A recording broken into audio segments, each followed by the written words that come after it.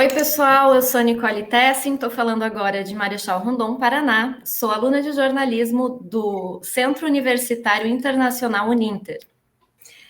Olá, eu sou a Daniela Calci, de Campinas, São Paulo. Também sou aluna de jornalismo da Uninter e nós estamos começando o programa A Pura Verdade, que faz parte do projeto Novas Práticas do Jornalismo, Inovações no Ensino para o Combate à Desinformação, orientado pelas professoras Karine Vieira e Mônica Forte.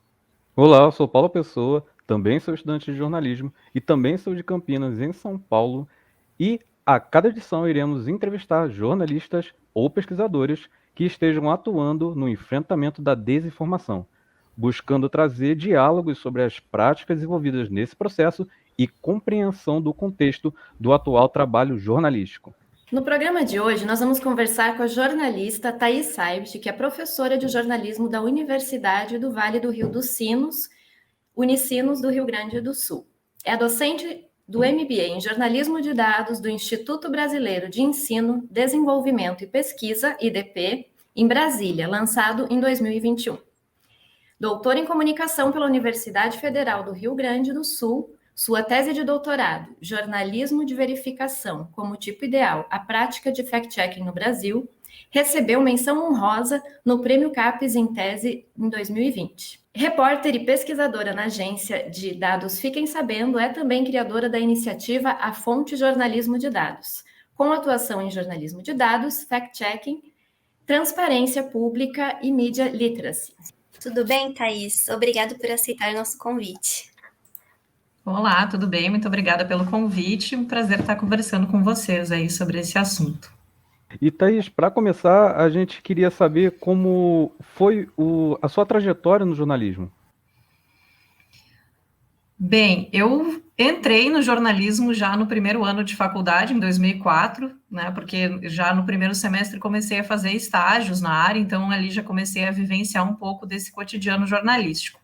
Eu ainda morava no interior do Rio Grande do Sul, eu sou natural de Gramado, então ainda morava lá no interior do Rio Grande do Sul e passei por algumas assessorias de comunicação, por sites jornalísticos que eram ainda bem mais precários do que hoje em dia, né? Quando a gente pensa em site, assim, naquela época a gente tinha uma estrutura de internet bem diferente, né?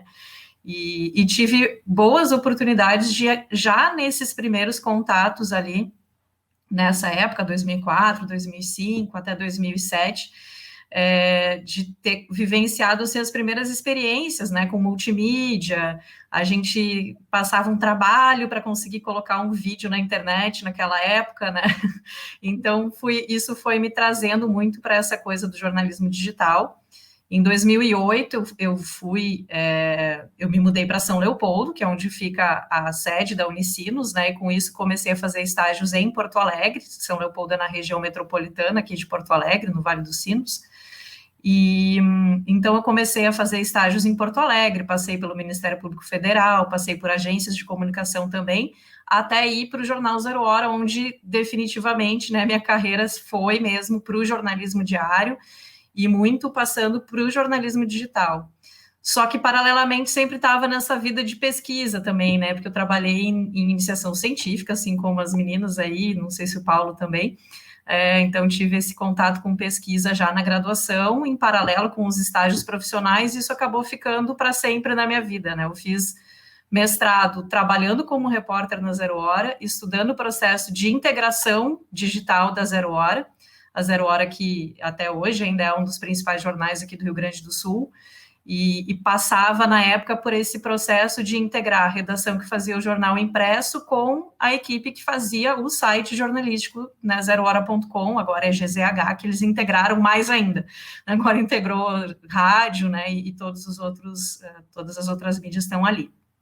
Mas na época, então, do meu mestrado, eu estudei esse processo de integração que eu mesma estava vivenciando, e depois fui para o doutorado. Eu já tinha saído da Zero Hora quando fui para o doutorado, mas ainda assim tive essa vida dupla, assim, porque desenvolvi em paralelo, né, uma iniciativa que era para ser um projeto de extensão universitária, mas a gente acabou se tornando a primeira iniciativa especializada em fact-checking aqui no Rio Grande do Sul, que foi o Filtro. Teve uma ação pontual só em 2018, nas eleições, depois o pessoal acabou não continuando o projeto, mas nas eleições de 2018 a gente trabalhou em correspondência com o Truco, que era a agência de fact-checking, a instância de fact-checking dentro da agência pública.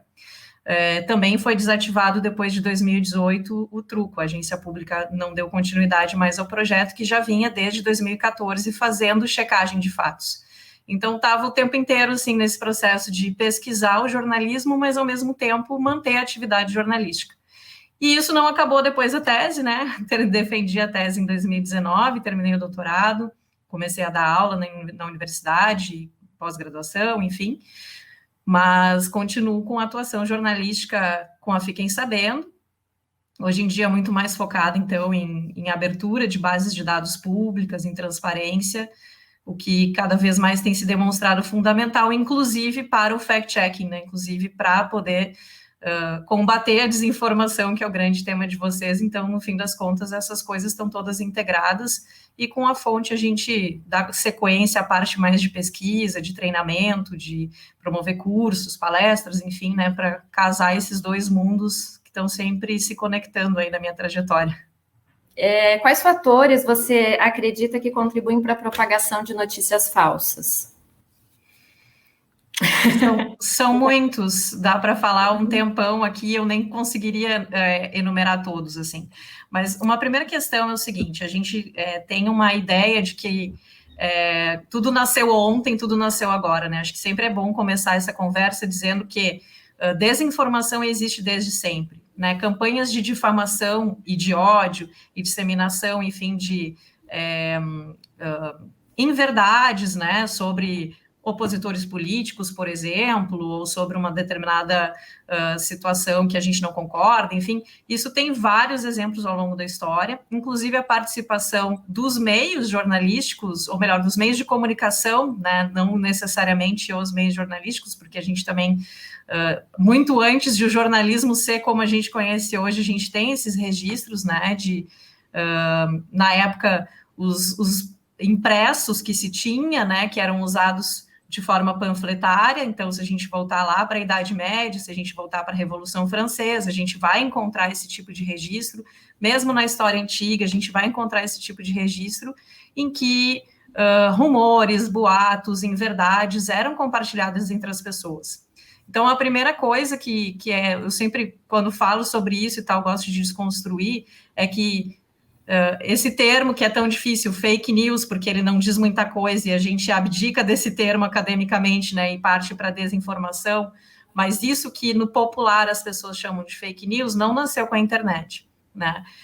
Então, por que isso se espalha? Porque é do ser humano, porque a gente compartilha de certas crenças, de certas opiniões, de certos posicionamentos em grupos. As redes, que também não nasceram com as redes sociais digitais, né? Redes sociais fazem parte da vida humana desde que o ser humano aprendeu a viver em grupos, né? Aprendeu a viver em sociedade e entendeu que isso isso foi um fator de evolução, né? Do ser humano, né? Essa questão de conviver em sociedade, em grupos sociais. E é justamente nesses grupos que a gente começa a compartilhar essas questões, né? As coisas que a gente acredita, a moldar nossos comportamentos, e isso, então, vai criar um sistema de crenças, um sistema de referências que vai nos fazer aceitar algumas coisas como verdades, independentemente de haver fatos em contrário ou não, né? Então, até isso a gente tem debatido muitas vezes nas nossas discussões, assim, né, em cursos, palestras e tal, se houve realmente algum momento em que as decisões foram tomadas com base em fatos, em que a gente decidiu a nossa vida com base em fatos e dados, porque se a gente olhar para a forma como a gente vive, a gente tem cada um, né, nas suas diversas possibilidades aí, né, de posicionamentos, enfim, a gente tem as nossas convicções, a gente tem as nossas crenças. Então, as pessoas não compartilham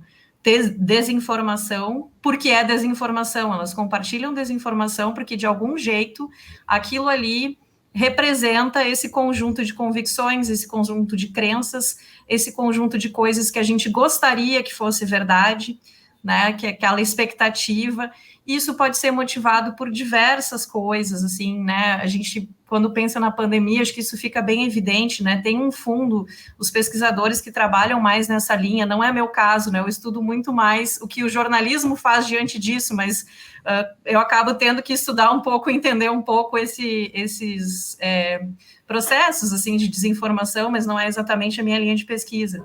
Mas os pesquisadores que estudam isso, né, as características desse discurso, desses comportamentos, identificam muito e fica realmente evidente essa questão da incerteza, né, do medo, as inseguranças. Então, se a gente olhar para todos esses momentos da história que eu comentei, né, olha, isso não é novidade, isso sempre aconteceu, a gente vai ver que cresce, né, esses rumores, essas teorias conspiratórias e tudo que a gente está vendo agora exacerbadamente nas mídias digitais, historicamente, né, em todos os momentos, cresce quando há incerteza, quando há insegurança, quando tem o medo, né, aquela necessidade de uma resposta que nos dê uma esperança, né, o próprio apelo à crença é muito próprio disso, né, a gente, na hora que não tem resposta para as coisas, a gente se apega naquilo que a gente acredita. Então, isso tudo está por trás do fenômeno da desinformação, né, agora, claro, as redes não são neutras, né? Existem processos aí estruturais das redes que potencializam, sim, né, a polarização desses discursos, potencializam a disseminação disso tudo, mas por trás da coisa toda existe, na verdade, um comportamento humano. Então, é compartilhado porque existe motivação humana ali, né? Emocional, sensorial, enfim, tem uma questão muito forte, assim, nesse sentido. E aí, por isso que eu disse, não é exatamente minha especialidade, só tentando dar o mínimo de contexto, assim, mas muitos profissionais da área mesmo da comunicação, mas principalmente de psicologia e outras áreas estão estudando bastante essa questão do comportamento, né, das intenções desses discursos e tudo que acontece aí para circular desse jeito.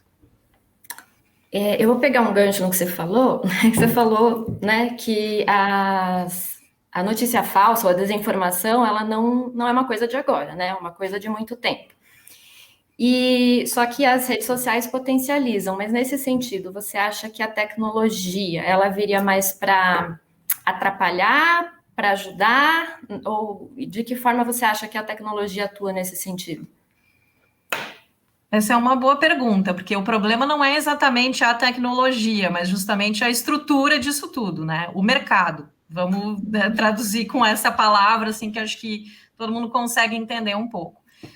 Então, existe hoje um monopólio, né, um domínio de algumas plataformas nesse ambiente, e os dados de todos nós e essa mobilização em torno de mensagens, independente da veracidade que elas têm, ou independente do estrago que elas podem fazer, o que interessa para essas plataformas é justamente manter as pessoas ali, né?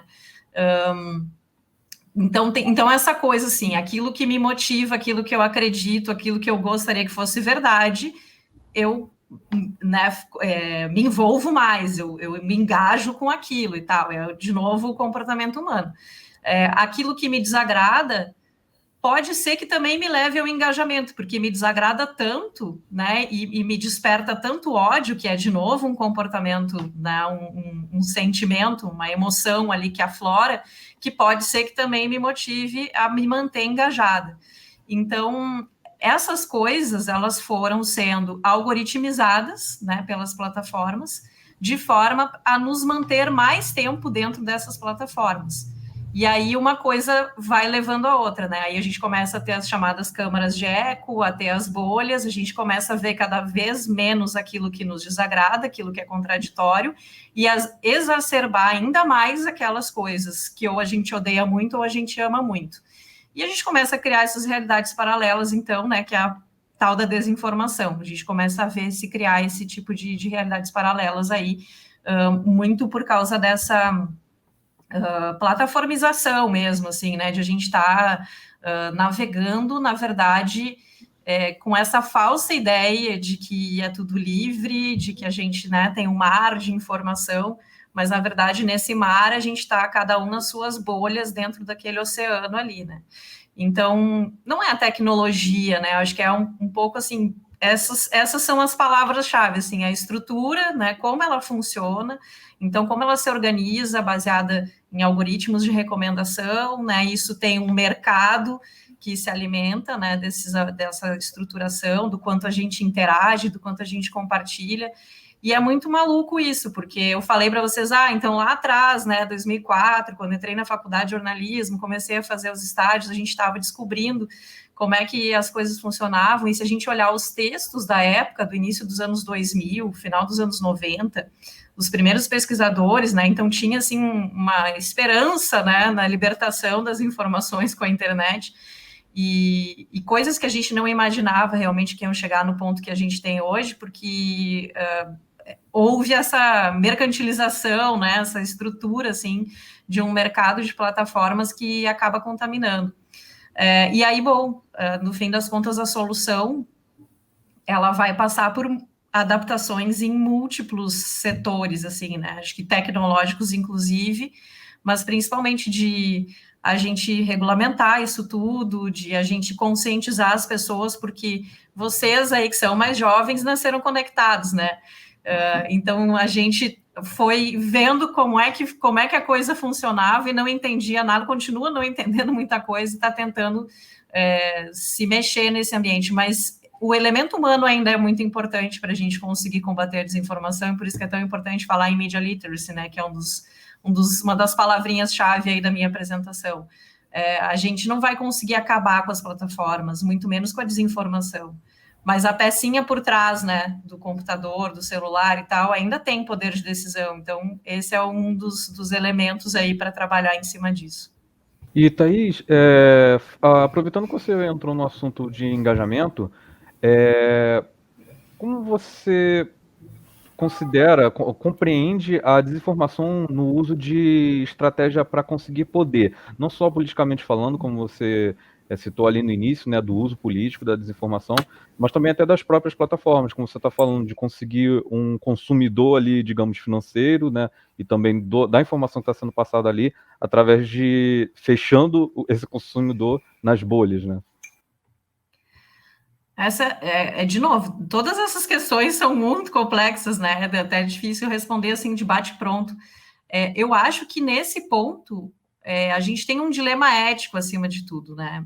Recentemente eu comecei a trabalhar em parceria com um colega que é pesquisador na área de publicidade e marketing político. A gente começou a trabalhar na formação de marqueteiros, né, entre aspas, aí, com essa perspectiva da desinformação, ou seja, levar esse debate para quem está trabalhando com marketing, né, para quem está trabalhando com a propaganda, para quem, de certa forma, depende, inclusive, né, desse sucesso, desse engajamento para o seu produto vender, para o seu candidato se eleger, e, enfim, né, assim sucessivamente.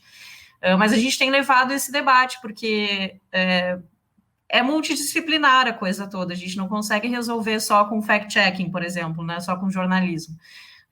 E aí vai ter uma questão ética envolvida que, claro, o mercado é complexo, né, porque o mercado muitas vezes não está preocupado, o mercado, né, assim, usando só como uma palavra genérica, mas enfim, né, os detentores do poder, como tu falou, assim, o poder econômico, enfim, talvez não estejam tão preocupados assim com alguns limites éticos, mas são questões que a gente precisa se fazer, precisa levantar, e talvez enquanto consumidor, enquanto eleitor também, né? Por isso que eu falo assim, que a gente ainda tem poder de decisão. Então, a primeira coisa é entender isso, é entender que a rede não é neutra, é entender que os algoritmos não são neutros, é entender que aquilo não aparece ali porque todo mundo pensa igual àquilo que eu estou vendo na minha bolha. Enfim, entender o que significa essa estrutura, o que significa essa rede, né? Tomar consciência é o primeiro ponto, né? Se despir das próprias crenças mesmo, né? Tem um slogan da Agência Lupa que foi trabalhado ao longo desse ano, que eu gosto muito, a Agência Lupa, que é uma das referências, né, em fact-checking no Brasil, que é assim, antes de acreditar, duvide, né, uma coisa assim, talvez eu esteja reproduzindo um pouco imprecisamente a frase, mas esse é o sentido do slogan, né, antes de acreditar, duvide. Então, antes de a gente apostar todas as nossas fichas, tomar essa postura crítica, assim, e esse é o poder de decisão que a gente tem, enquanto consumidor, enquanto cidadão, né, o resto realmente tem uma desigualdade, assim, né, nessa relação, porque realmente são os poderosos que estão no controle, mas quanto mais a gente pressionar também, enquanto aqueles que são a parte que interessa para todos eles, porque sem eleitores ninguém ganha uma eleição, sem consumidores nenhum produto se mantém no mercado. Então, tudo é um conjunto de ações aí necessárias, mas estou me esforçando no que me cabe. Claro que é um trabalho de formiguinha, que o que a gente está fazendo, sim, essa experiência é nova e tal, mas está sendo bem interessante levar esse debate para fora do jornalismo, né? Levar para quem está do outro lado do balcão, como a gente diz, né? Para quem está trabalhando com propaganda, com marketing, com propaganda política e assim por diante. Não vamos conseguir conquistar todo mundo, mas quem sabe alguns possam fazer essa reflexão, ter algum efeito. Então, Thaís, você também tinha comentado justamente sobre regulamentar, né, aquilo que passa na internet, sobre a desinformação. Então, a gente gostaria de saber qual é a sua opinião quanto à criação de eventuais órgãos regulamentadores para o combate à desinformação. A principal regulamentação não seria exatamente para a desinformação, assim, né, ou para quem compartilha eventualmente alguma desinformação, que acaba sendo o foco da maioria dos projetos que surgem por aí, assim, né, de legislação, o próprio PL das fake news, que, enfim, em algum momento vai ser desengavetado de novo para voltar ao debate, acaba sendo muito, assim, uma perspectiva de punir quem compartilha desinformação, enquanto uma boa parte do processo é justamente as plataformas, a estrutura das redes e a desigualdade, a falta de neutralidade das redes. Né? E quando eu falo das redes, eu não falo só das plataformas, né, Facebook, Twitter e tal, mas da internet enquanto rede. Né? A gente tem uma situação no Brasil que eu gosto sempre de repetir, porque parece que ela não é suficientemente clara ainda. Talvez em outras partes do mundo tenha uma realidade um pouco diferente, mas aqui a gente tem uma realidade que quase a totalidade dos acessos à internet se dá pelo celular. E desses, né, assim, descaradamente, eu não tenho o dado específico aqui, eu não quero dizer a porcentagem para depois vocês terem que fazer checagem de fatos aí, mas, assim, é muito predominante, né, o acesso à internet, isso está em todas as pesquisas da TIC, né, que é a pesquisa que faz esse levantamento da tecnologia. Então, a cada vez mais a gente vê, assim, quanto é predominante o acesso à internet por celular no Brasil. E não bastasse ser por celular, por redes móveis no Brasil, planos pré-pagos. Qualquer propaganda de plano pré-pago, vocês já sabem, redes sociais ilimitadas. Então, o que a gente tem, na verdade, no Brasil, não é internet de verdade, né? A maior parte das pessoas que está acessando a internet está acessando apenas redes sociais, porque é o que tem no seu plano. Para acessar informação de qualidade, seja de um órgão público, seja de um órgão jornalístico, essa pessoa precisa gastar dados que ela não tem para navegação. Então, isso rompe com o marco civil da internet, com a neutralidade da rede. Né? A rede deixa de ser neutra, porque eu estou dizendo, olha, tu vai ter acesso só a isso. Então, tudo isso faz parte da regulamentação. Né? Aí as pessoas dizem, mas os jornais poderiam abrir o paywall. Poderiam, mas aí teria que ter uma regulamentação para como que a gente financia, então, a informação de qualidade, porque o paywall, eu discordo, né? Eu não acho que seja o melhor modelo de negócios, porque justamente a informação tem que ser livre, mas é uma das possibilidades que os veículos estão encontrando para conseguir financiar minimamente seu trabalho e com muita dificuldade. Então, vamos resolver isso de que jeito, né? Porque a gente cria esse tipo de desigualdade. Então, a regulamentação, ela teria que, assim, se a gente vai punir ou deixar de punir quem compartilhou a desinformação, quem criou um produto para enganar, ou enfim, né, tenha criado uma campanha, deveria ser a última coisa a discutir nesse debate. A primeira coisa a discutir nesse debate é que informações de fato estão disponíveis para as pessoas tomarem suas decisões na sua vida. Né, nesse ambiente de rede. Então, acho que a regulamentação, a gente está atropelando algumas coisas que, inclusive, são bem mais antigas, como o Marco Civil da internet. Então, eu sou bem descrente, assim, numa lógica de punição para o compartilhamento de desinformação, exceto se a gente estiver tratando de pessoas públicas. Eu acho que aí a coisa é diferente. Uma pessoa que exerce um cargo público, que é uma autoridade, e que, né, só pela posição que ocupa já teria uma influência muito grande no debate público, com tudo que diz. Mas não bastasse isso, ainda tem milhares de seguidores, né? Então tem essa influência também na rede, porque acaba sendo um nó importante para disseminar informações nas redes. Essas pessoas deveriam ser responsabilizadas. Então, eu hoje que trabalho muito na abertura de dados públicos, uma coisa que me incomoda um pouco é que, bom, existem diversas legislações de transparência, e não só de transparência, mas também de autenticidade, de lisura na documentação pública. Então, o servidor não pode mentir num ofício, né? Ele não pode colocar uma informação falsa num documento público, porque ele até pode, mas ele vai sofrer depois sanções por isso, ele vai responder administrativamente ou até criminalmente. Mas na rede social vale tudo. Então, será que hoje o perfil do presidente não é praticamente equivalente ou até mais importante em termos de impacto daquela informação que ele está passando do que os canais oficiais da presidência da República? E não só o presidente, né? Acho que tem essa questão de que ator a gente está falando nesse debate. Porque já existem diversos estudos que têm demonstrado isso, assim, o potencial dano, né, que desinformações espalhadas por esses atores, que são nós importantes nas redes, a pesquisa do Mídia RS, né, que é um grupo de pesquisa aqui do Rio Grande do Sul, da professora Raquel Recuero e tal, quentíssima, assim, tem 2 meses, eu acho que foi divulgado, né, o levantamento, mostra claramente isso. Então, a gente não vai conseguir regulamentar isso direito se quem deveria realmente ser responsabilizado não é responsável pelas informações que compartilha. É por aí o negócio, realmente bem complexo.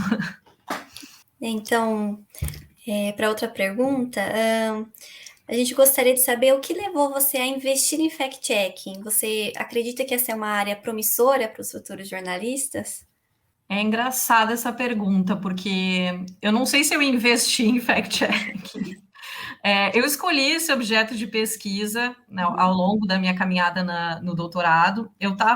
Quando eu fui para o doutorado, eu já tinha, né, uma boa bagagem de mídia tradicional, né? Eu já tinha trabalhado por quase 7 anos na Zero Hora, então num veículo de jornal diário, né, um veículo tradicional que passava por muitas transformações e continua passando, né? Porque todos estão passando. Então, como eu disse, eu estudei lá a integração do impresso com o digital, agora já tem rádio, não sei como é que está, né, esse nível de integração, mas provavelmente está muito mais avançado nesse sentido. Então, assim, tudo são adaptações. Mas quando eu decidi sair do jornal para me dedicar a estudar, eu já estava com esse olhar dos nativos digitais, né, os chamados nativos digitais. Aquelas iniciativas que estavam surgindo sem o lastro de uma empresa tradicional, né? Então, todos os grandes jornais que a gente conhece, ou grandes emissoras de televisão, tem décadas, né, de história nas costas, então tem um lastro institucional que praticamente, assim, o nome já é né, uma marca de credibilidade. Enfim, eu tenho esse histórico de credibilidade. Isso está sendo atacado há muito tempo já, né? Há um bom tempo essa credibilidade, essa marca adquirida está sendo questionada por diversas frentes. E, em paralelo, surgem essas iniciativas nativas digitais, que daí tem outros compromissos, assim, né? Eu acho que até pode ser que a gente possa entendê-las como mais ligadas aos princípios deontológicos, assim mesmo, do jornalismo, né? De independência, de interesse público e tal, se a gente for olhar a maioria das iniciativas que foram surgindo aí na última década, mas elas também concorrem com os sites pseudo-jornalísticos, né? O grupo lá da Raquel Recuero usa veículos hiperpartidários apócrifos, né, essa expressão, mas enfim, para representar exatamente isso. Então, estão tentando fazer jornalismo de qualidade num ambiente, né, mais propício também, né, para o surgimento dessas iniciativas, mas ao mesmo tempo concorrem nessa loucura aí de desinformação com esses outros veículos e concorrem também com os grandes veículos. Então, eu queria entender mais ou menos o que estava acontecendo, estou tentando entender até hoje. Mas, ao observar essas novas iniciativas, começou a me chamar a atenção o fact-checking, porque era justamente o período em que Trump estava concorrendo, né? Era 2016, quando eu fechei mesmo, assim, bom, vou olhar para isso aqui. Era 2016, então a gente tinha o fenômeno Trump, né? Ainda concorrendo, ainda não tinha sido eleito, então no processo eleitoral de 2016 nos Estados Unidos. Tinha o Brexit, né? Tinha todos esses plebiscitos aí sendo muito marcados, tanto por desinformação quanto por fact-checking. E aí eu comecei a prestar atenção nisso e eu entendia que poderia ter algum impacto no nosso processo eleitoral em 2018. É bem, assim, parece muito óbvio isso que eu estou dizendo, porque a gente viu tudo o que aconteceu em 2018 e depois, mas quando eu falava sobre fact-checking, mesmo com colegas jornalistas e mesmo com colegas pesquisadores, o famoso era tudo mato, né? Assim, quase ninguém tinha ouvido falar, não sabia muito bem o que era isso, e até olhavam meio torto, mas verificar a informação é o que a gente sempre fez no jornalismo, é o que o jornalismo sempre precisou fazer, qual é a novidade? Né? E aí, bom, tem duas novidades, né? A primeira é que talvez o jornalismo não esteja fazendo isso direito, e a segunda é que antes a gente tinha mais domínio enquanto jornalistas do que irá ser publicado. Agora tudo está público. Então, aquela teoria clássica, né, do gatekeeping, né, os guardiões dos portões, né, os guardiões dos portões do debate público, não somos mais, né, o debate está público, né, então talvez isso seja uma inversão de papéis aí que passou despercebido no início para muitos profissionais, inclusive, né, que estavam atuando e que não estavam conseguindo se posicionar e entender o que estava acontecendo.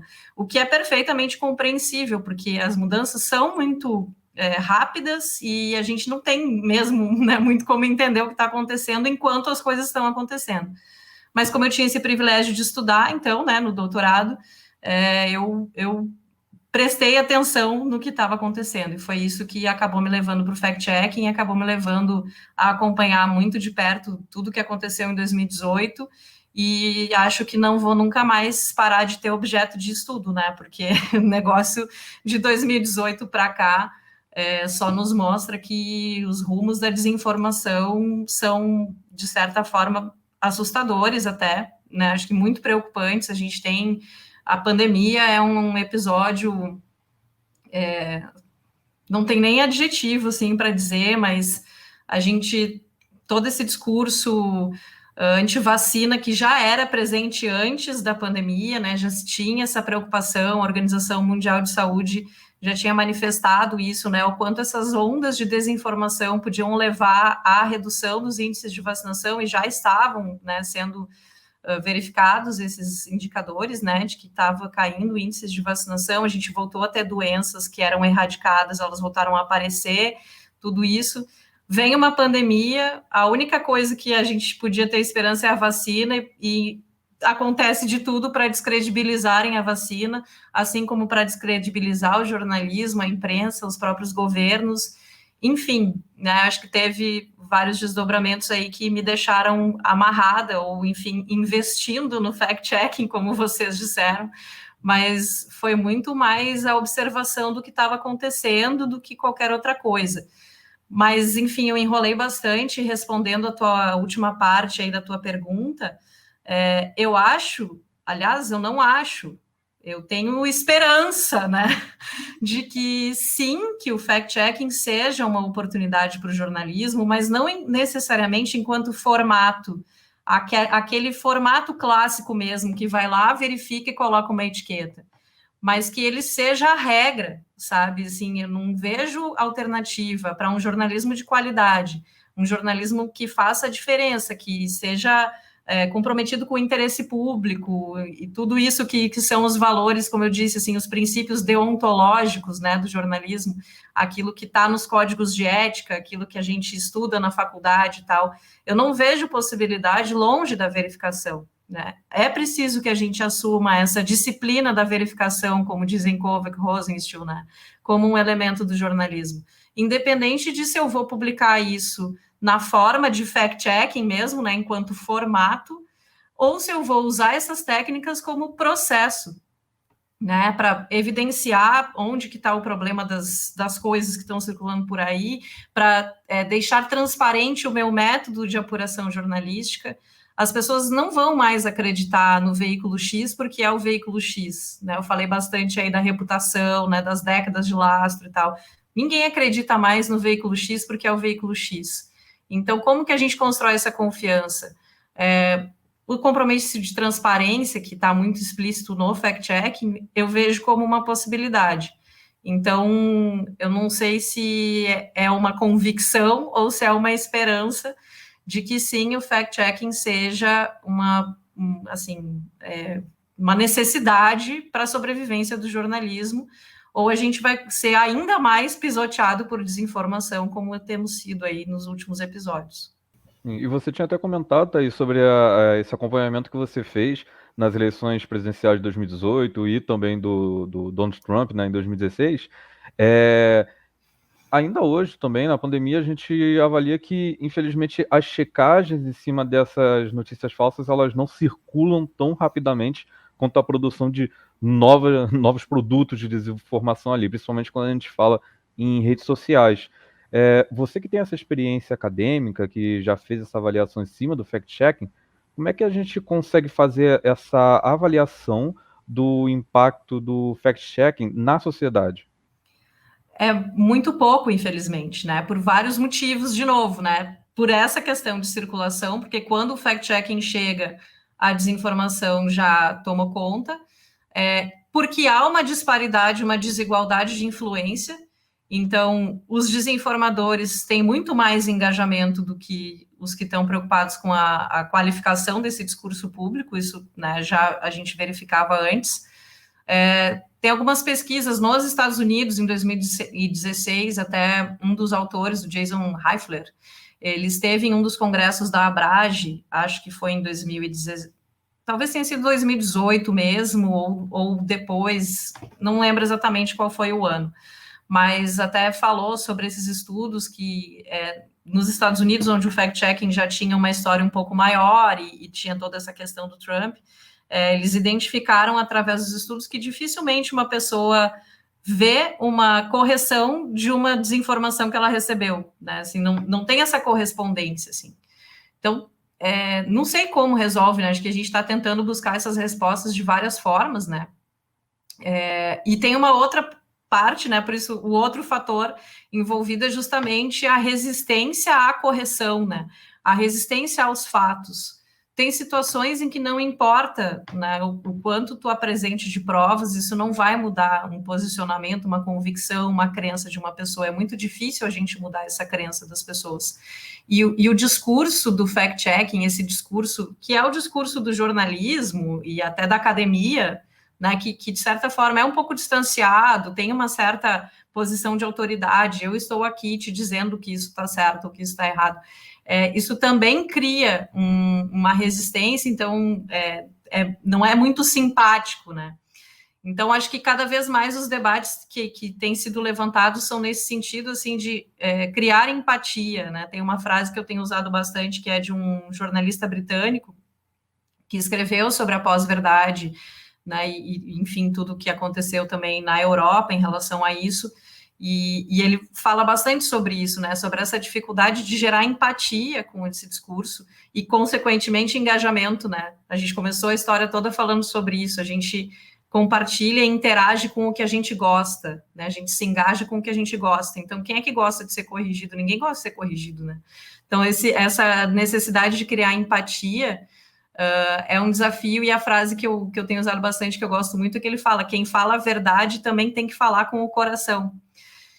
E acho que isso, assim, olha que loucura, porque ao mesmo tempo a gente precisa de um jornalismo mais comprometido com os fatos, com a veracidade, com a verificação, né, com essa busca, enfim, né, de desfazer desinformação e revelar evidências, mas que ao mesmo tempo ele seja empático, de certa forma subjetivo, que ele estabeleça diálogo. Então é um conjunto de coisas, de novo, né, que precisa acontecer, porque a gente voltar para esse papel meio assim de sei lá, os donos da verdade, os árbitros da verdade, né? Uma expressão que se usa muito para criticar o fact-checking, né? Lá vem o jornalismo agora ser o VAR do debate público, né?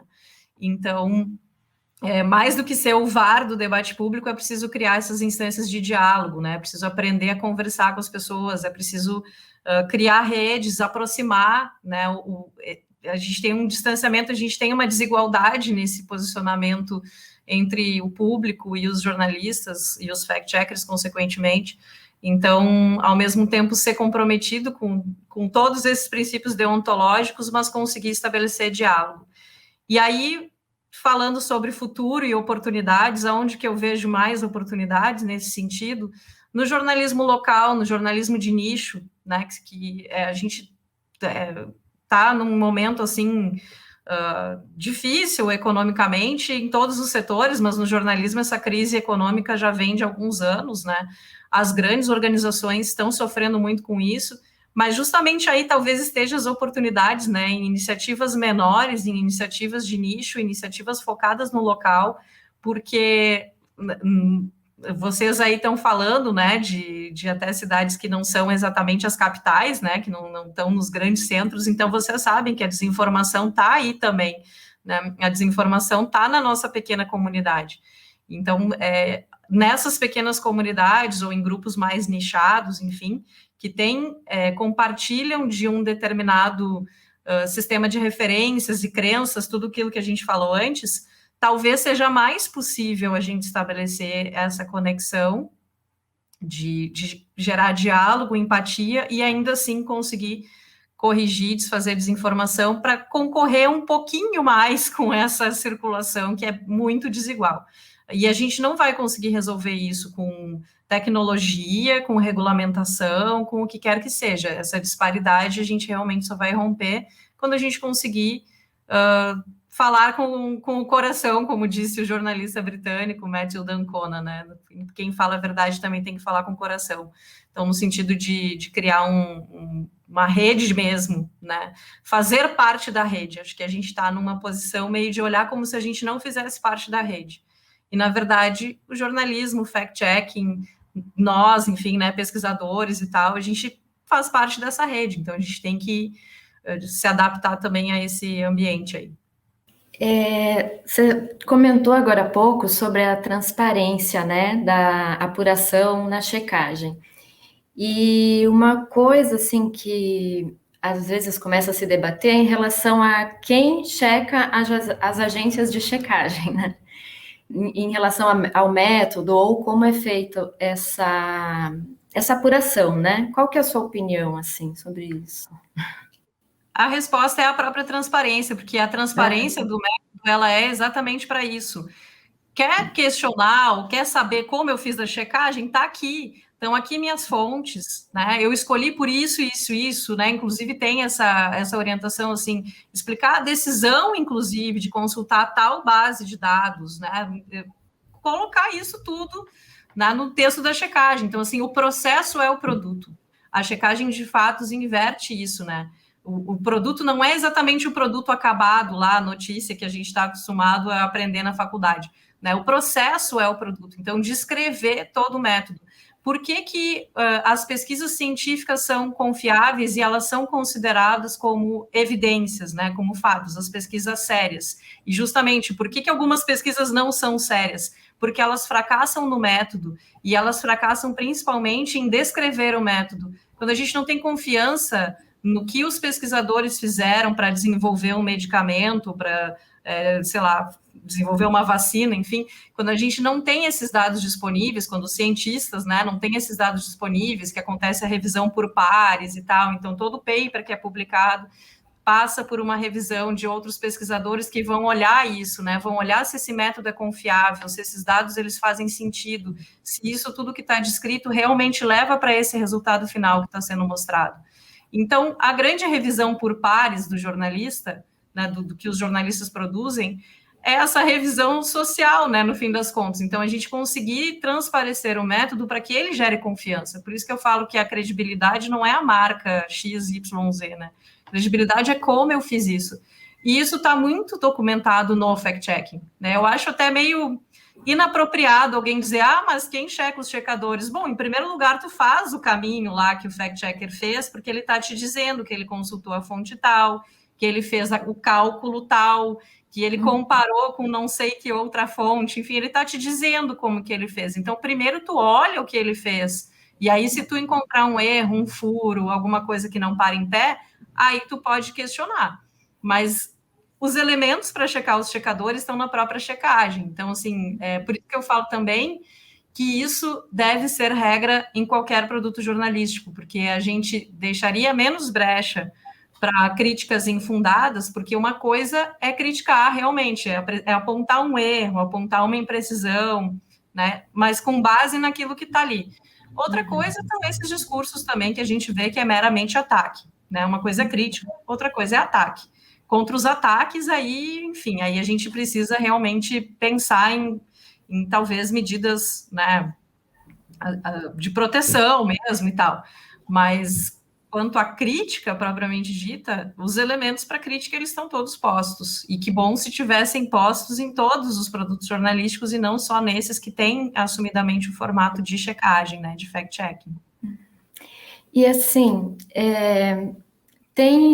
eu acho, não sei, vou pedir sua opinião sobre isso, sobre a questão do processo jornalístico, às vezes, será que, como é feita a checagem, ou de que forma que a gente faz a apuração, às vezes, talvez isso seja uma coisa um pouco distante de um público leigo. Você acha que talvez teria que haver um tipo de educação midiática? Eu acho que até já tem umas páginas que tentam fazer isso. Você acha que isso é uma coisa importante também, né? Educar o público? Com toda certeza. Uma primeira forma de educar o público é justamente fazer isso em todas as matérias, explicar como que a gente chegou até aquela conclusão. A transparência, ela atende várias questões, assim, desse desafio todo, né? Dar confiança no método e, consequentemente, melhorar os níveis de confiança no conteúdo que a gente produz, mas é também educativo, é também participar do letramento midiático. Uma coisa que eu repito também em tudo que é palestra, aula, entrevista minha mãe estudou até a 5ª série, é uma colona, né, aqui no Rio Grande do Sul, né, morou na roça mesmo, trabalhou como, né, enfim, no interior e tal. E então é uma pessoa que não teve muito acesso a estudo, e tem essa vida mais do interior e tal, tem outras referências, né? E quando eu fui para o jornalismo, que eu comecei a trabalhar no jornal, ela ficava olhando se saía meu nome na 0 Hora. Então, ela ficava olhando lá se estava meu nome e guardava minhas reportagens. E aí, quando passavam uns dias e ela não via meu nome no jornal, ela ficava preocupada. Ela achava que tinha acontecido alguma coisa comigo, que eu não tinha ido trabalhar, porque não estava meu nome no jornal. Então, a primeira educação midiática foi explicar para minha mãe, olha, que não é assim, né, chegar lá e escrever uma reportagem. Para escrever uma reportagem, eu tenho que entrevistar muitas pessoas, eu tenho que pesquisar fontes, eu tenho que ver documentos, muitas vezes eu tenho que viajar, eu tenho que fazer um monte de coisa até produzir aquele texto.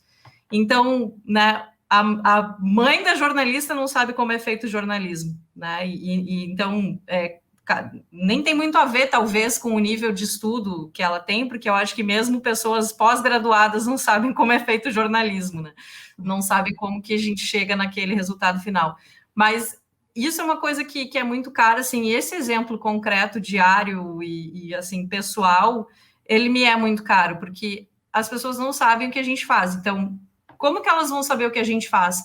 Vamos criar programas de estudos, de letramento midiático e tal. Vamos também, só que isso também vai atingir um público muito restrito que está muito interessado em entender como funciona o jornalismo. Então, a melhor forma de o jornalismo educar para a mídia é ele fazer isso em todos os seus produtos, em todos os seus processos, é ele ser transparente em todos os seus processos, ele vai participar dessa educação para a mídia dessa forma.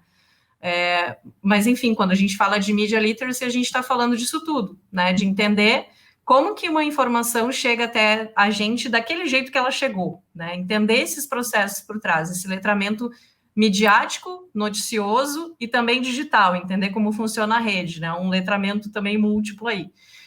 Hoje, a gente está vivendo uma transição de currículos, né, da educação básica, tem as novas diretrizes do ensino médio, E atualmente essas competências estão previstas nesse novo ensino médio, inclusive, né, alguns profissionais até têm me procurado para conversar sobre isso, porque é uma obrigação da educação básica incluir esse tipo de letramento, né, esse tipo de competência no ensino básico brasileiro.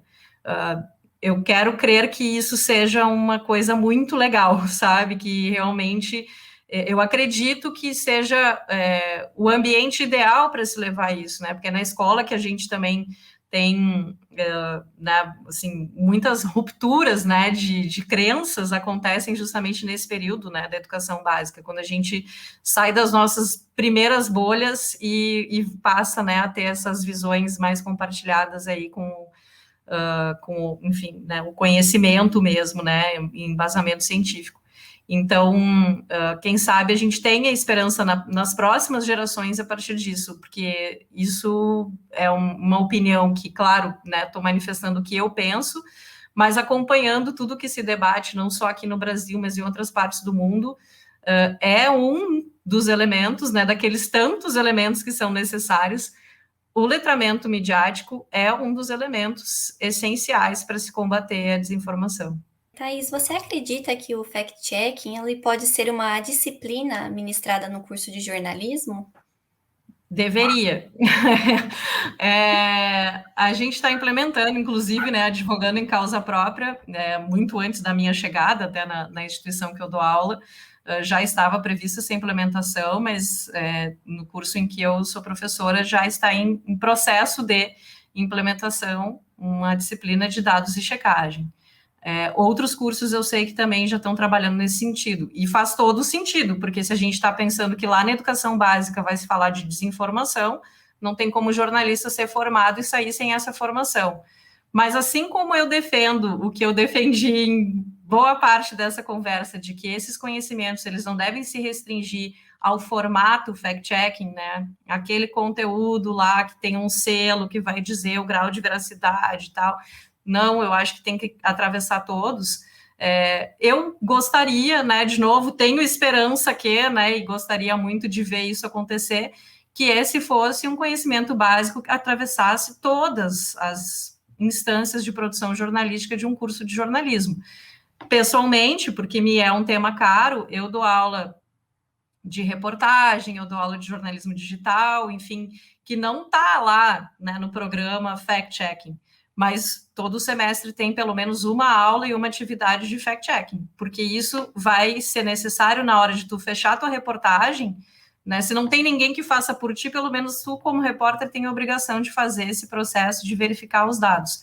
Eu sei que na vida real, né, daqui quem trabalhou em jornalismo diário, né, eu sei que a gente, né, tem que fechar as coisas aos 48 do segundo tempo, tá com a corda no pescoço, tem que entregar a matéria, muitas vezes vai passar, né, lamentavelmente, mas acontece, né, temos limitações. Mas em reportagens de fôlego, em trabalhos mais apurados, ou quando a gente tem a possibilidade de trabalhar em dupla, né, nas matérias que eu fiz depois, assim, ao longo da vida, com parceria com outros colegas, com outros repórteres, a gente sempre reservava esse momento, assim, de verificar ali se a gente entendeu direito aquele dado e tal, né, verificar a apuração do outro.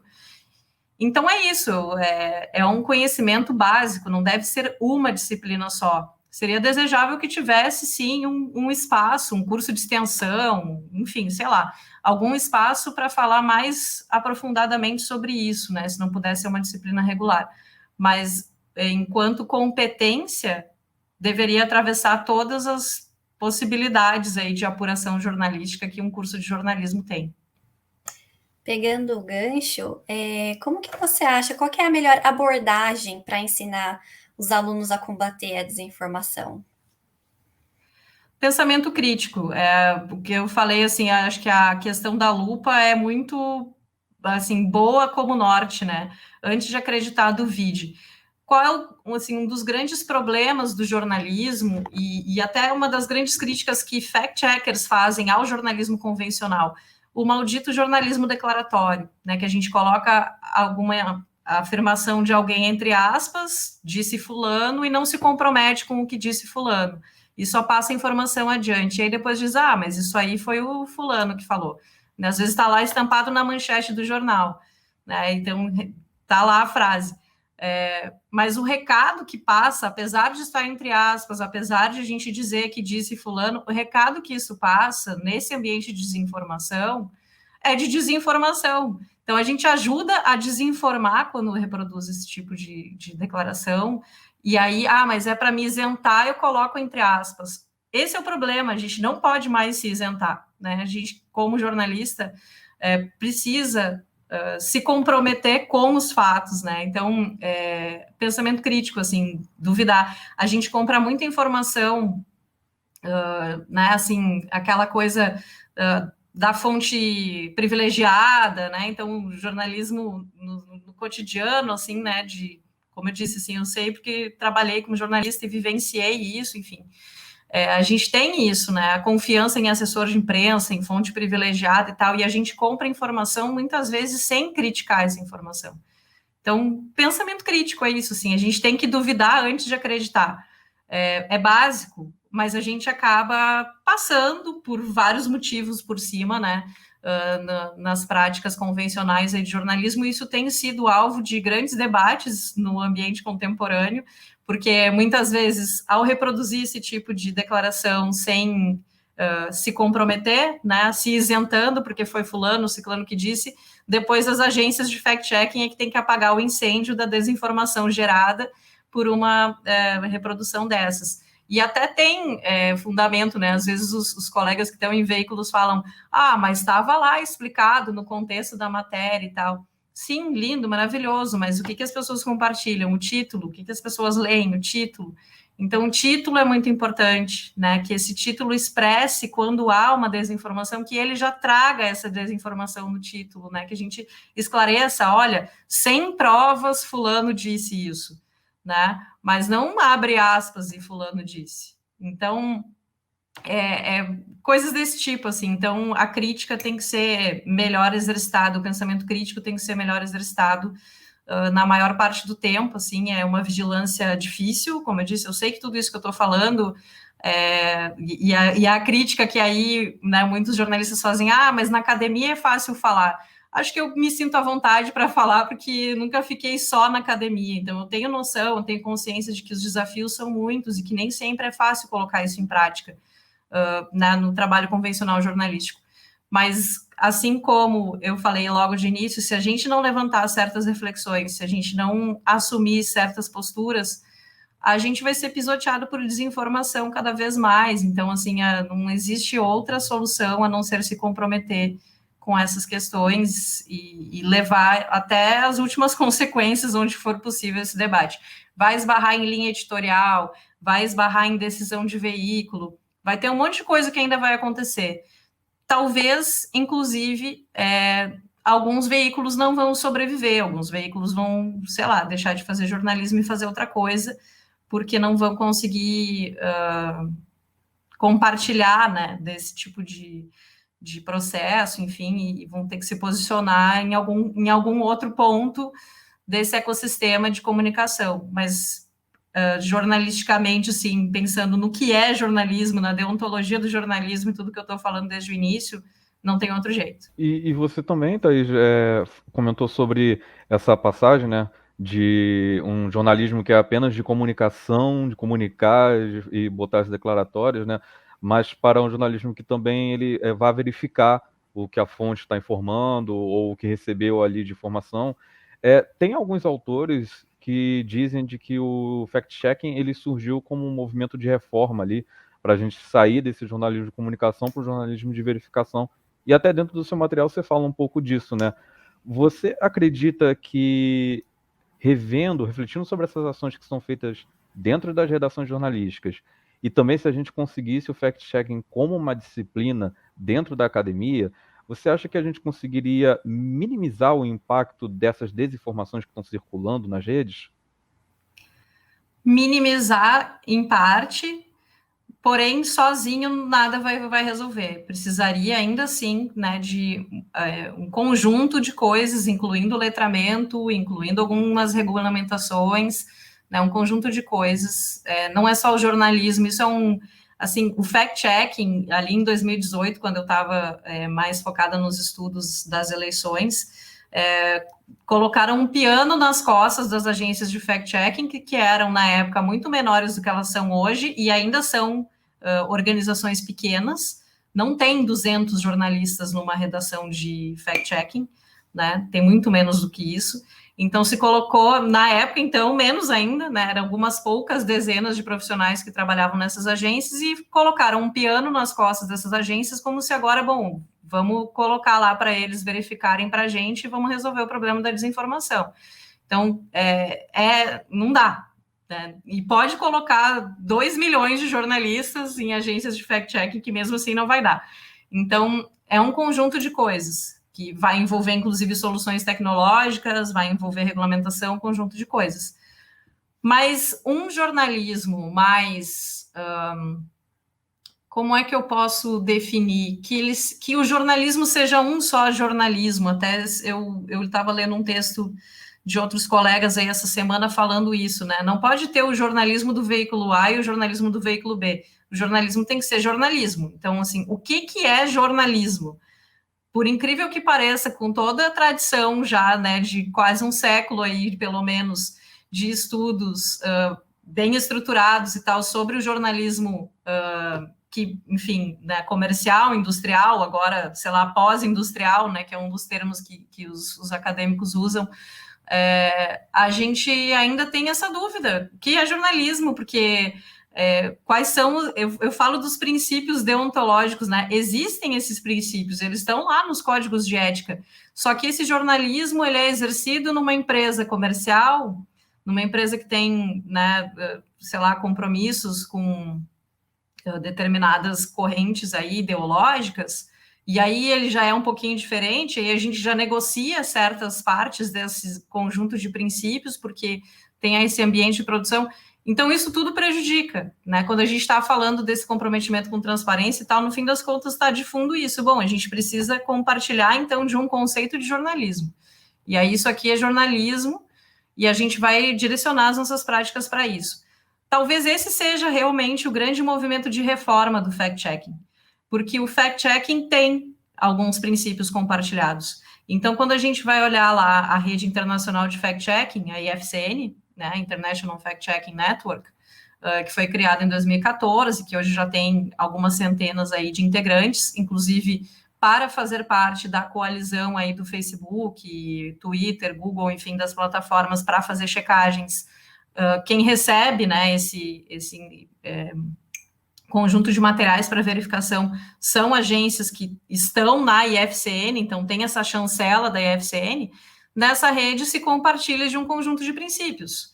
Então, se tu não corresponde àquele conjunto de princípios, tu não integra a rede. Então, tu pode fazer alguma coisa parecida com o fact-checking, mas não é, né, o que está aqui nesse código de princípios, ou porque tu não tem aí no teu site, por exemplo, transparência em relação às tuas fontes de financiamento, que é um dos princípios do fact-checking da IFCN, ou porque a tua agência de checagem está ligada a um partido político, e está lá no Código de Princípios que as agências filiadas à IFCN, chanceladas pela IFCN, têm que ser apartidárias. Então, as práticas podem até ser imitadas em outros ambientes, mas para ter essa chancela, tem um balizador. Isso nos falta, a gente não tem um balizador. Eu lembro quando eu estava na faculdade, no início dos anos 2000, como eu falei para vocês, entre 2004, tinha uma discussão sobre a criação do Conselho de Jornalistas. Algo mais ou menos a exemplo do que existe com a própria profissão de relações públicas, né, que é muito próxima da nossa. Então, existe o Conselho de Relações Públicas e, enfim, os conselhos de medicina, de farmácia e todos esses que a gente conhece por aí. A OAB funciona também dessa maneira. Então, o que isso significa? Existe um órgão que ele vai ser o responsável por fiscalizar o cumprimento do código de ética daquela profissão. Então, se eu, como médico, eu faço alguma coisa que vai contra o código de ética, eu posso responder por isso perante o conselho da minha profissão. Jornalistas ou pseudo-jornalistas que descumprem o código de ética do jornalismo, tanto faz. Não acontece nada. porque não existe nenhum tipo de regulamentação que possa ser essa espécie de balizador. Então, eu lembro que na época, assim, a gente não tinha o cenário de desinformação que a gente tem hoje, e havia uma crítica muito forte, assim, e claro, tem outras questões que são realmente complexas quando a gente pensa nessa situação de fiscalização, de conselho, porque pode, sim, abrir margem para perseguição de alguns profissionais, para uso indevido desse tipo de punição, né, e regulamentação. Então, claro que isso são realmente riscos, e tinha a discussão toda em relação à liberdade de expressão, né, liberdade de imprensa, mas olhando hoje, assim, né, quase 20 anos depois aí desse período que eu acompanhei a discussão, talvez precisasse ter, né, algum tipo de novo, é uma questão de regulamentação que ela não é da desinformação, né, mas ela é uma regulamentação que ajudaria a dar algum tipo de balizador para a gente pensar o que é jornalismo, e como que a gente vai separar as coisas, porque até mesmo juridicamente é um problema essa questão dos sites pseudo-jornalísticos, porque como é que um juiz vai entender que aquilo ali parece um site jornalístico, mas não é? Enfim, né, tem várias coisas. Então, assumir esses compromissos de forma compartilhada desse jornalismo de comunicação para um jornalismo de verificação minimiza, mas precisa de mais coisa no entorno disso.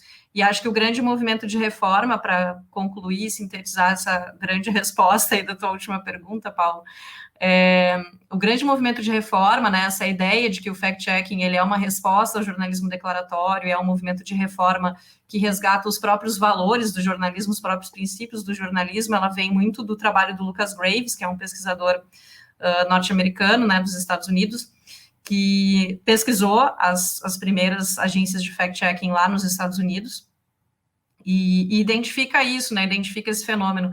E acho que o grande movimento de reforma promovido pelo fact-checking talvez seja justamente essa busca por um método compartilhado, que seja transparente e que tenha esse conjunto de princípios que está muito claro e documentado, né, e é compartilhado por uma comunidade, hoje, então, representada, na época não existia, né, mas hoje, então, representada pela FCN, principalmente, né, pela Rede Internacional de Fact-Check. Tem um guia, postaram ou não, né, que foi elaborado pela fonte, né, daí no guia fala que as pessoas chegam na oficina, né, querendo uma ferramenta milagrosa para dizer se a informação é falsa ou verdadeira, mas que não existe essa ferramenta porque nem tudo é uma questão de ser falso ou verdadeiro e que existem muitas formas de desinformar ou de ser desinformado, né? E acho que num artigo seu, umas semanas atrás, você fala que os dados não falam por si e uma imagem não vale mais que 1000 palavras, né? E eu queria que você falasse um pouquinho sobre isso, assim, talvez a questão do contexto, na questão de identificação do que é uma notícia falsa e do que é pode ser às vezes uma manipulação também. Bom, falei antes, né, em leitura crítica, em pensamento crítico, é isso que está por trás, principalmente dessa reflexão, assim, né, que eu acabei apropriando essas frases aí que são muito repetidas, né, para estimular essa reflexão. Dados têm contexto, então quando que uma informação pode estar nos enganando, né, ou ter alguma coisa distorcida, ou ter alguma coisa manipulada? Difícil responder assim objetivamente, mas coisas que a gente tem que observar. Qual é a fonte disso que a gente está vendo, né, disso que a gente está recebendo? E aí a gente precisa explicar o que é a fonte, né, para quem é jornalista, estudante de jornalismo e tal, a gente tem um pouquinho mais de noção disso, mas a gente precisa explicar qual é a fonte. Então a fonte não é o meu tio que me mandou no WhatsApp, a fonte não é o Facebook, né? O Facebook é uma plataforma, o WhatsApp é um veículo ali, né, um meio de comunicação interpessoal, né, meu com os meus amigos, com os meus colegas, enfim, mas a fonte mesmo é a origem, quem produziu aquela informação. A gente tem como saber, a gente tem como rastrear quem é o autor dessa informação, quem produziu, de onde ela surgiu, como que essa pessoa produziu, né? A gente falou tanto do método jornalístico e tal, mas como que essa fonte sabe o que ela diz que sabe? Isso tem embasamento em alguma coisa, né, que eu possa rastrear, que eu possa consultar, que tenha confiança? E quando essa informação foi produzida, né? O que mais tem por aí em termos de desinformação e de dados fora de contexto é justamente dados fora de contexto. É uma informação apresentada hoje como se fosse atual e que é de muito tempo atrás, né? Essa realidade já pode ter mudado por algum motivo, ou no mínimo ela está desatualizada, então isso também configura uma forma de enganar, né? Então, coisas assim básicas, assim, a fonte, de onde veio essa informação, como que essa pessoa sabe, né? Por que ela sabe isso? Se ela, né? Às vezes a gente confia demais, de novo, né? A questão da crença, da confiança. A gente confia muito no que fulano de tal passa para gente, porque a gente tem uma relação de confiança com aquela pessoa por algum motivo, ou por uma grande admiração, né? Isso é o ponto de vista quando a gente pensa nos influenciadores, né? Eu admiro muito um artista, um atleta, né? Agora estamos aí no meio das Olimpíadas, né? Então, admiro muito o atleta tal, admiro muito o artista tal, então eu acredito em tudo que ele fala nas redes sociais. Mas como que essa pessoa sabe o que ela diz que sabe? Da onde veio essa informação? Qual é o contexto dessa informação, né? Qual é a data, enfim, como que ela foi produzida?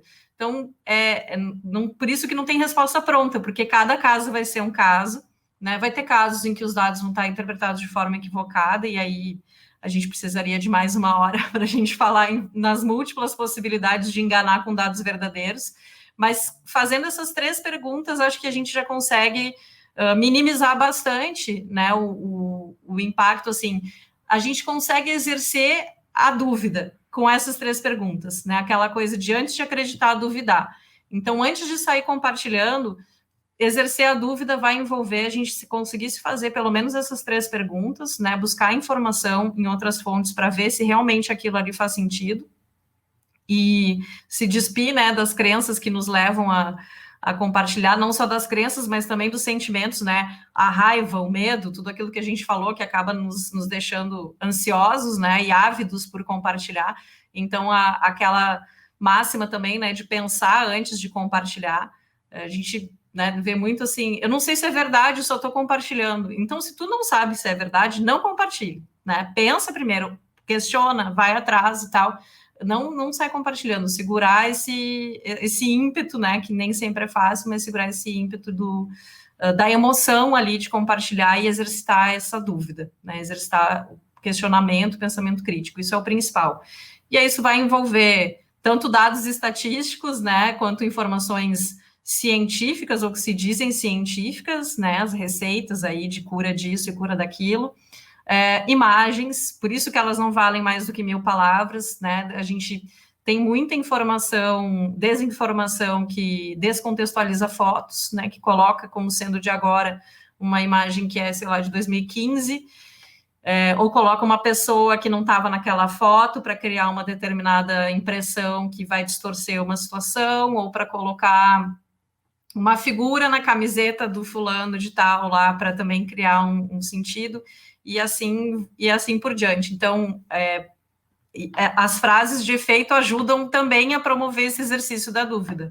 A imagem não vale mais do que 1000 palavras, a imagem também precisa ser contextualizada, também precisa ser rastreada, a gente precisa saber se ela é autêntica, se ela é atual, de onde que ela veio, se aquelas pessoas que dizem que estão ali, né, pela legenda está dizendo que são essas pessoas, se são essas pessoas mesmo, e assim por diante. E os dados nesse sentido, assim, né, tá, como que surgiu isso e como que a gente pode, de alguma forma, identificar armadilhas, né, buscando a origem, buscando a data, buscando a forma como essa estatística, esse dado que apareceu ali foi produzido. Então, é um conjunto também de questionamentos básicos aí que fica como dica, porque as perguntas, elas são mais úteis do que respostas. A gente não tem mesmo uma fórmula mágica, é muito difícil né, identificar, assim, um padrão. Existem alguns padrões, né, mas esses padrões, eles vão passar por responder essas perguntas aí. E a gente já está encaminhando então para o final, Thaís. Aproveitando que você falou agora da questão das fontes, a gente realmente temos muita crença, né, de que algumas fontes ali merecem a credibilidade sem serem criticadas. Principalmente a gente tem algumas fontes que são fontes primárias de informação, órgãos do governo, instituições públicas e até alguns agentes públicos, que temos esse senso comum de que eles vão dizer sempre a verdade, porque eles têm um dever cívico ali, né, de passar as informações ou dados verídicos. E com o trabalho das agências de checagem, a gente vem visto que alguns desses agentes estão sendo contestados ali, principalmente trazendo alguma informação ou inverídica ou manipulada, de certa forma. Você acha que dentro do jornalismo a gente está sofrendo uma alteração na valorização dessas fontes ou hierarquia dessas fontes por conta dessas ações de verificação? Não exatamente. O que me parece é que a gente está perdendo. Tem uma questão envolvendo os dados oficiais, de eles serem parcialmente divulgados, que acho que é o primeiro ponto, né? Acho que essa é a grande questão.